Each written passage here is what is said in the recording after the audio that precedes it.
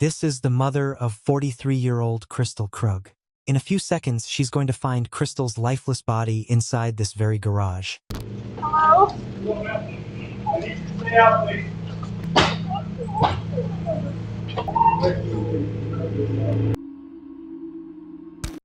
And this is Daniel Krug, the man who killed her. He's heading in for another normal workday just minutes after leaving his wife's lifeless body hidden in the garage of their own home. Oh shit. Holy fuck. For the last 4 months, this man has been engineering the most calculated homicide plot Colorado has ever seen, creating fake identities, manipulating Crystal's children, and setting up the perfect scapegoat. Husband said there was a dude who's been stalking her and threatened to kidnap her. Oh my god, this can't be true. I was the person who attacked her. This is Crystal Krug months before her murder. She lives here with her husband Daniel and their 3 children. Both are well educated and seem to have built a comfortable life. But behind closed doors, something dark is happening. Crystal's been dealing with a stalker obsessed with her, sending constant threats.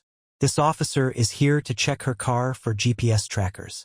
In reality, the stalker is much closer than anyone imagined. You can see like it's a little bit dirty, so I don't see blood marks, but like my street looks like this all the time. There's no one out there. Like I know the normal cars. Yeah. So I don't know where he's following me from. Okay. I can only assume a tracker. Nothing jumps out at me. I know, me either. I'm hoping it's just to mess with me. The officer finds nothing suspicious. Not long after, Broomfield police receive a call from Daniel, reporting a break-in at his home. How's it going? Yeah, definitely. I'm Officer Chauncey. I'm Dan. Nice to meet you. Johnson, nice to meet you. So as I pulled in, I saw someone run out, jump over my gate, and take off that way. Got it. I didn't think to call you until my wife got home recently, and we realized the spare key that we keep in the garage isn't there. Okay. According to Daniel, only their spare house key is gone. The officer advises Daniel to change their locks. What no one realizes is that this is no random incident. It's the opening move in a plan forming for months. The stalking begins. 9 days after Daniel reports the break-in, Crystal wakes to another uneasy morning. Her phone buzzes with a name she hasn't thought about in 20 years. Jack Anthony Holland, a man she dated briefly as a teenager. Kistal. It's Anthony. I go to Boulder every few weeks and thought we could hook up. You game. She ignores it. But the next day, everything changes. Saw you at the dentist today. Your license plate expired. Suddenly, Crystal's fear becomes reality. She's being watched. She becomes hypervigilant, installs cameras, and starts carrying a concealed handgun. By late October, she's barely sleeping. Then a new email arrives with a photo showing her husband Daniel at his workplace.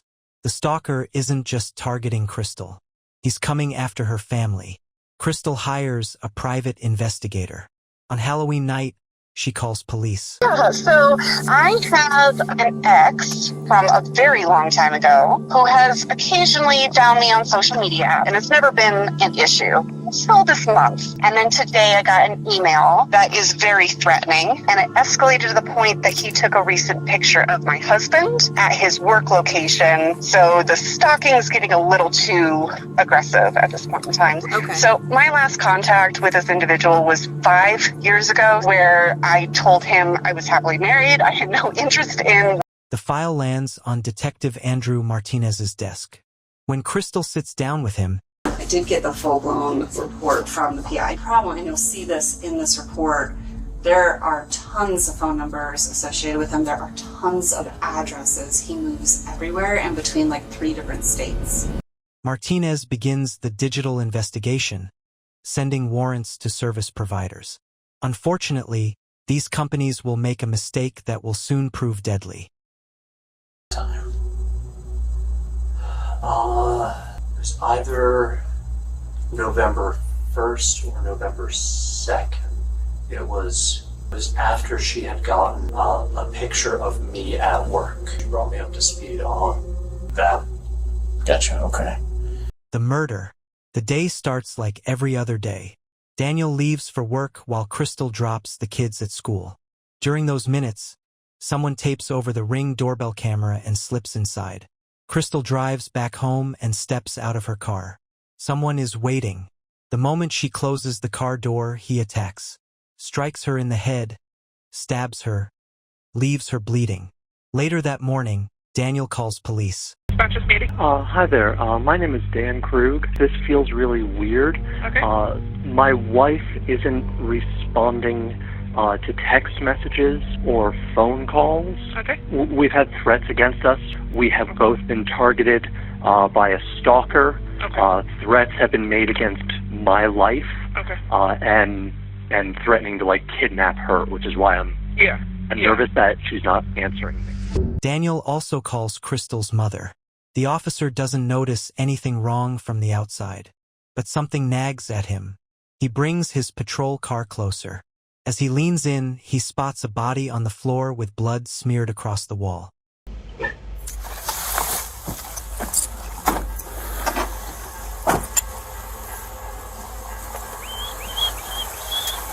Oh.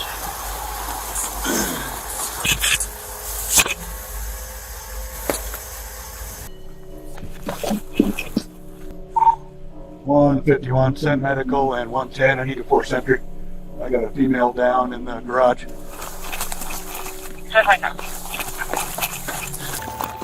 I need you to come over here for a minute, okay? So we can work. I understand. I need you to come on over here, okay? Okay. I know. Do me a favor. Go and sit inside so we can work on her, okay? So we can try to get her the help, okay? What's your name? Linda. Linda? Yeah. Okay. Has it been working CPR on her? And I think she's doing okay, My okay? husband called. He did. He's the one that called us and let us know, okay? Go ahead, take a seat for a minute. I'll be right back here, okay? Guys, you see anything other than a fall type of wound? What's that? Gash on the chest. Oh, shit. Oh, shit. Yeah, that's a stab wound. That's right, ready. Damn it. Medics realize there's nothing more they can do. Beside Crystal's body is a handgun she never reached. Officers search for the attacker, but no one is inside. They notice small details. A strip of blue tape had been placed over the Ring doorbell camera. Whoever did this planned it. As police continue searching the scene, more family members begin arriving one by one. I don't know the backstory. Husband said there was a dude who's been stalking her and threatened to kidnap her. And Martinez was involved, and Martinez just said, hey, this is a big old... I don't know, dude. I don't know the history on that part. The only person missing is Crystal's husband Daniel, the man who feared he wouldn't be able to protect her for weeks. Now he's on his way to find out those fears have come true. As they wait for him, detectives arrive at the scene and begin coordinating their next steps to hunt down whoever did this. Little do they know, the killer they're looking for is still in the area, much closer than they think. The investigation. More family members begin arriving. The only person missing is Daniel. When he arrives on scene, he makes it clear he's nothing more than a devastated victim. So I pulled my car around to the garage just to see if her car was in the garage. And I immediately saw her at the base of the stairs, blood smear on the wall. And I came around and booted the front door. It turns out it wasn't locked. There's also a piece of masking tape over the Ring camera. And maybe she opened the door for somebody. First thing I noticed was an obvious head wound. They noticed after tearing the shirt and everything off, she had a good stab wound right there. So that's what we got. Husband should be here any minute. Okay, so I need another detective up here to start working with canvassing. I need you to stay here, and Martinez is coming here, so he'll be good with that. I want you and Martinez to work on this. I'm going to give... Daniel knows exactly what happened. Daniel is the killer. Every tear is part of his act. I didn't protect her. Crystal's mother embraces Daniel, having no idea the man she's holding murdered her daughter. Daniel is taken to the police station for a formal interview. So, your home security system, you access that through your personal phone? Google Nest. Google Nest, okay. Hi. Okay. Just push a home. Home, okay. So I have your permission to operate this phone and get what we need? Yeah. Okay. Okay. Yeah. So how many different cameras do you have? 4. Doorbell. Side of the house, driveway, back door. How long have you had it? Doorbell a couple years. The others all since September. Wait. We had a Just then, Martinez arrives. As Daniel breaks down, something catches his attention. Daniel is crying, but there are no tears. It's not your fault. It's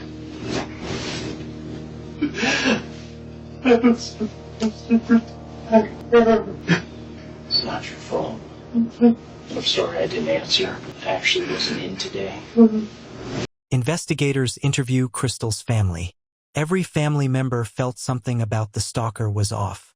When detectives sit down with Crystal's mother, I know you said, and I kind of learned on scene that she was married, had 3 children. And I always looked once last year. Husband and her were not in good terms. He was in complete denial.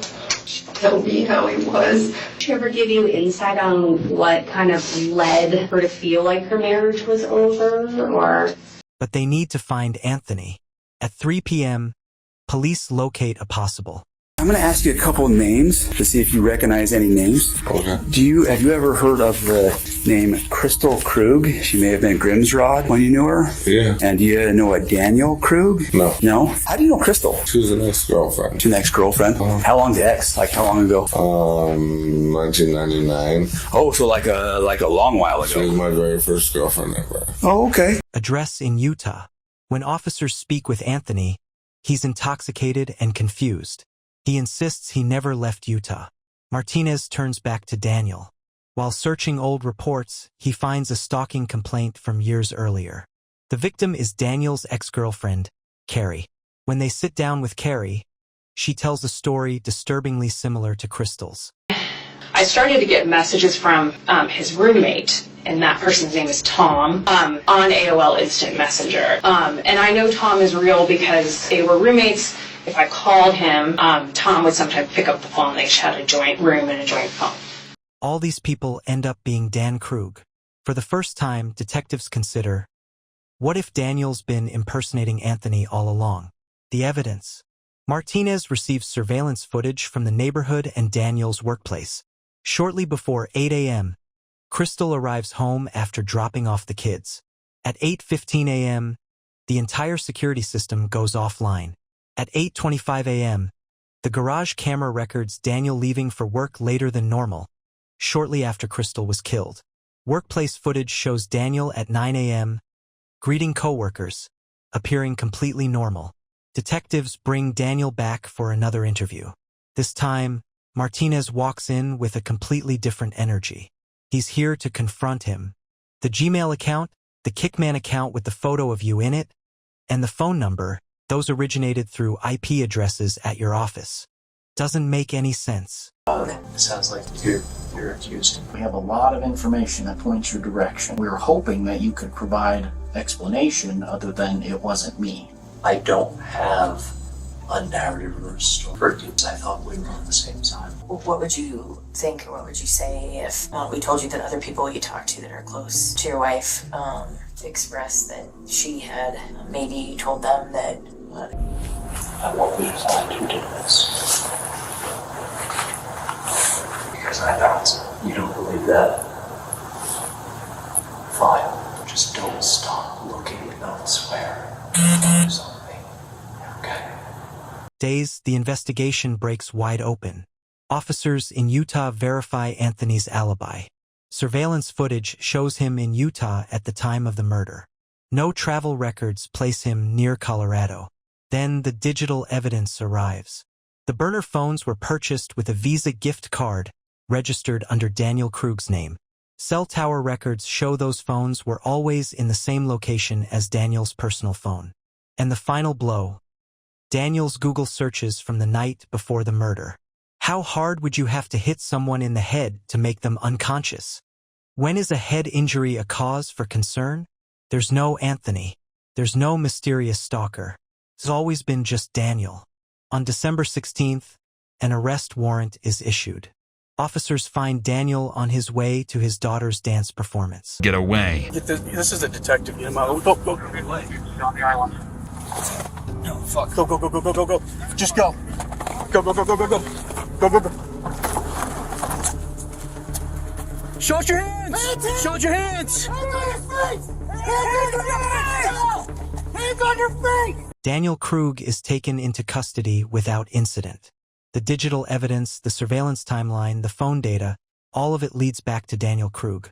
He created a fake stalker, framed an ex-boyfriend, manipulated his wife, his children, and law enforcement. In April 2025, his case moves into the courtroom.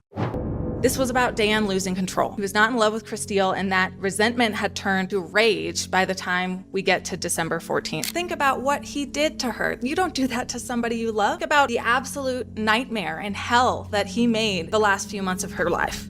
The jury deliberates for nearly 2 days. On April 17th, 2025, they return with their verdict. We, the jury, find the defendant guilty of murder in the first degree. The jury find the defendant guilty of murder in the first degree. Daniel is found guilty of first-degree murder, stalking, and criminal impersonation. He is sentenced to life in prison without the possibility of parole. The stalker Christelle feared was never real. The danger she sensed was coming from inside her own home. And the person she trusted most was the one who took her life.